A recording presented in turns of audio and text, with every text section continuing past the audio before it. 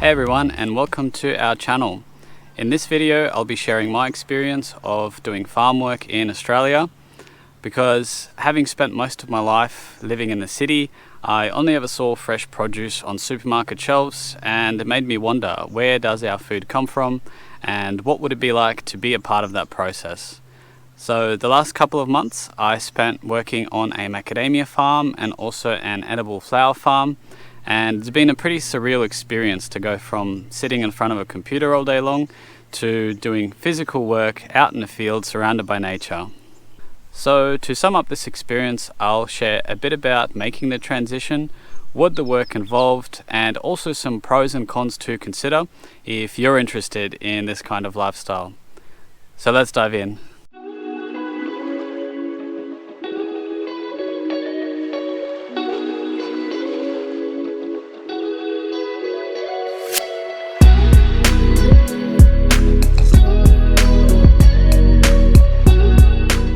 Choosing a farm often starts out with choosing whether you prefer to work with plants or with animals. And so my choice for working with plants was inspired by all of the house plants that I raised during all the COVID restrictions back when we were living in a small apartment. And all of the plants grew really big and healthy in a small period of time, and I found the experience pretty rewarding. And so in this video I'll be taking you on a tour of the two farms that I worked at. And so the first one will be the macadamia farm, followed by the edible flower and herb farm.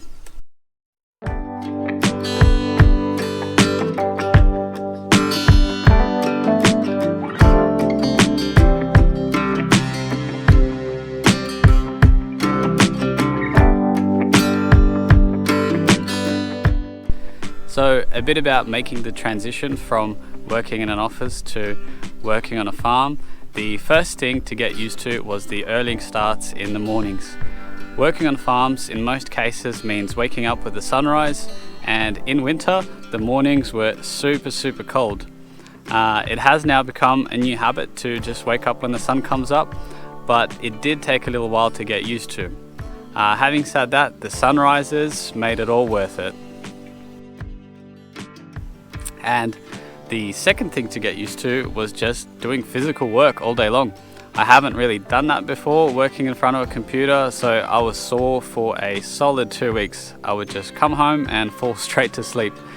But after those 2 weeks, I noticed that my fitness got better, and overall I just felt more healthy and young than I did back when I was sitting in front of a computer all day long. Once I got over these two hurdles, it was all just a matter of just learning the ropes like in any other job. Another really funny or really annoying thing, depending on how you look at it, is these weeds here that are called farmers' friends. And let's take a look at one of these here. So these little guys here, they're really prevalent on farms. And so what these do is, if you happen to walk past one and it goes against your leg, as you can see here from just one small plant, I'm covered in bindies. So if you can imagine what it's like walking through these for an entire day, it gets pretty messy, and that's one of the annoying things with working on farms, walking through weeds. Yeah, once you get covered in these, it really takes a while to get them off.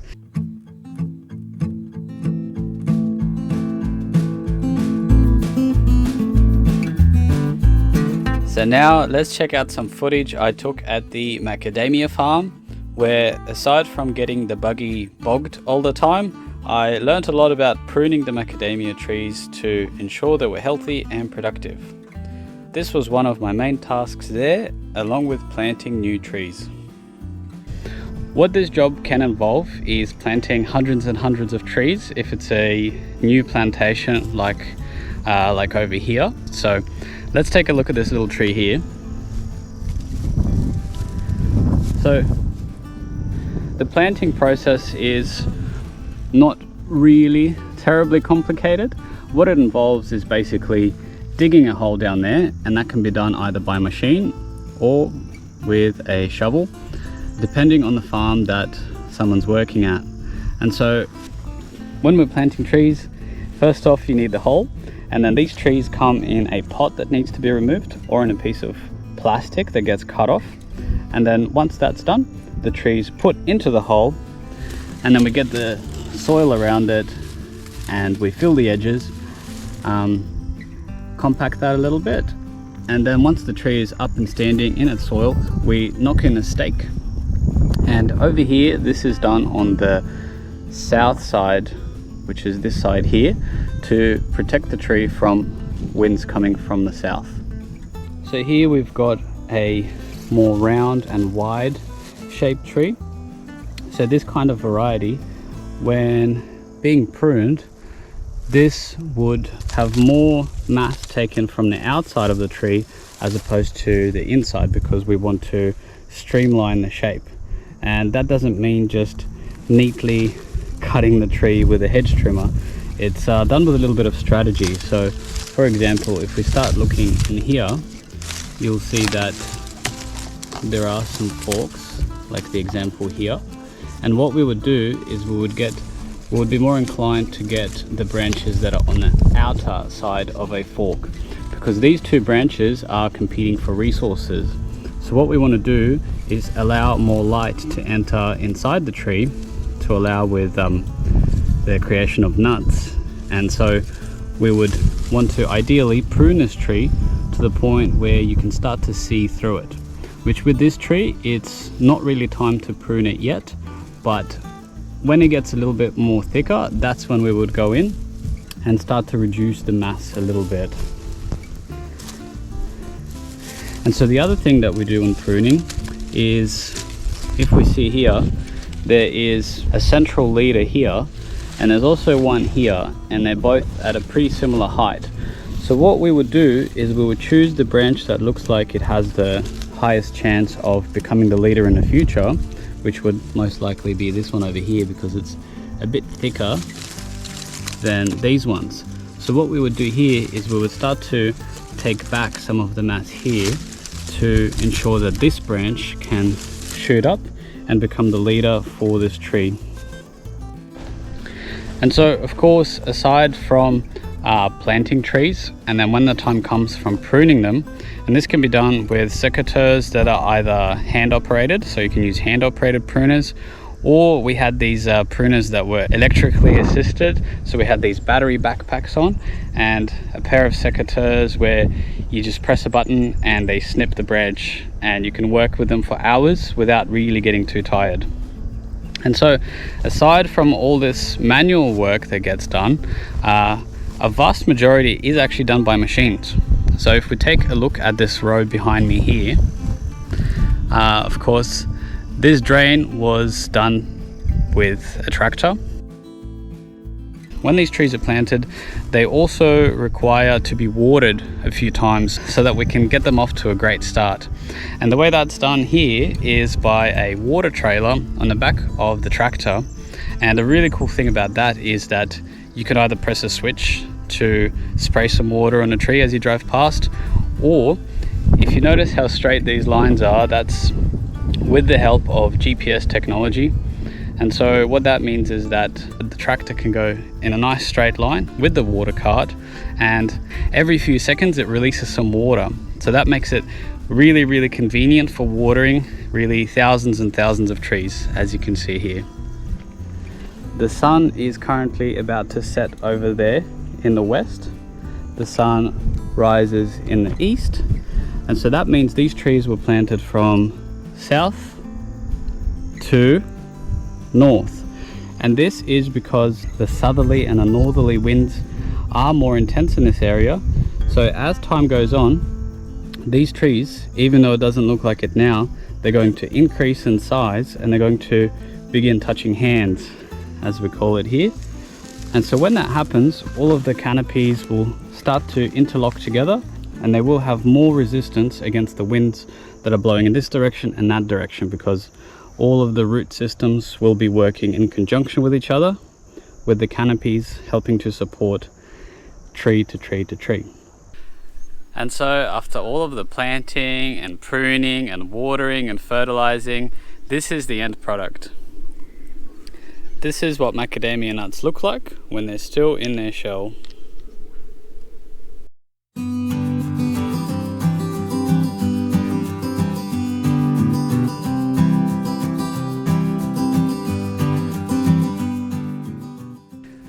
Now I welcome you to an immersive experience of working at an edible flower and herb farm.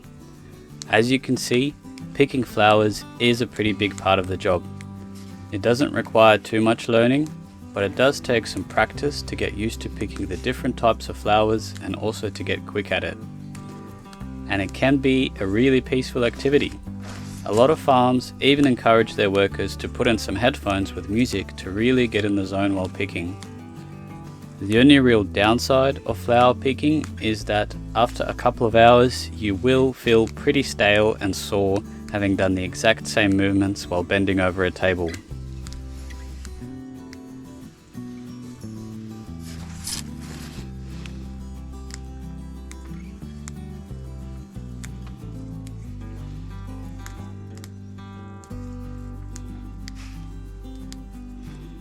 This farm also grew some really cool herbs. When picking these, we had to basically walk while squatting down. And as this was a new kind of movement for me, it also took some time to get used to. I was really surprised about how quickly my knees toughened up as this became the new normal. Another big part of the job included watering the flowers while the irrigation system was being set up. This is also a peaceful and rewarding activity. But it can become tedious when you see just how many pots there are to water. Some of the other projects that we did included getting on the tools and building the tables for the flower pots to stand on. Here's also a random table that I built for a bathtub to sit in. And here is a not so glorious picture of the condition that we found some of the greenhouses in after they were abandoned by the previous owners. A lot of work was involved in bringing them back to life. And here is a picture of the irrigation system that we were building. It had a really long hose going down the length of the table with lots of small holes drilled along the way to plug the little dripper hoses into.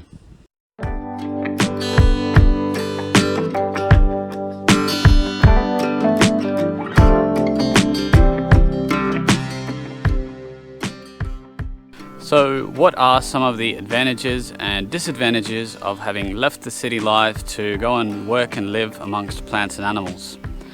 Well, first up, the experience of finding work is pretty different to that in the city, at least for the corporate world in the city. And so I can't speak for everyone, but for myself and my peers, even after getting a qualification, a lot of us really struggled to get our foot through the door and had to do unpaid internships, multiple stages of interviews, and it was pretty challenging.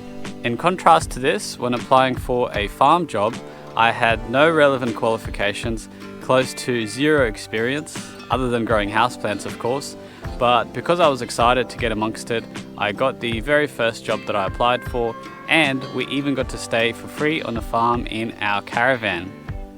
And for the second farm job, I didn't even bother sending a resume. I just sent a link to our YouTube channel, and after having a chat with the owner of the farm on the phone, they were happy for me to start as soon as possible, and once again we got to live on the farm for free in our caravan.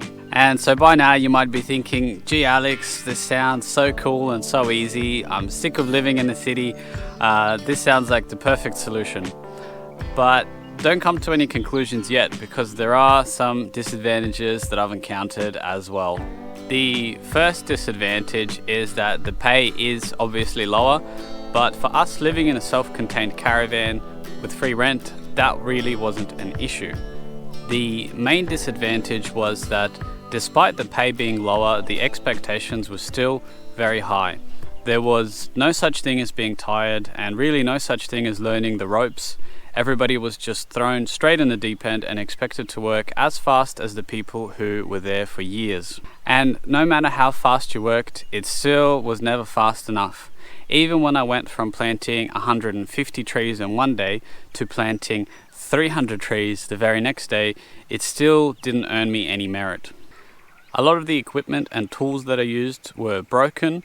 I worked with some supervisors who thought that safety gear was for sissies and that real men don't need that. and asking questions was seen as being stupid, while making a plan before starting a project was seen as wasting time. So in the end, I just ended up grabbing a tool and playing the headless chicken game like everyone else. I even came across times where employees were told that they can't go to the bathroom and can't drink water until it's their break time in over an hour.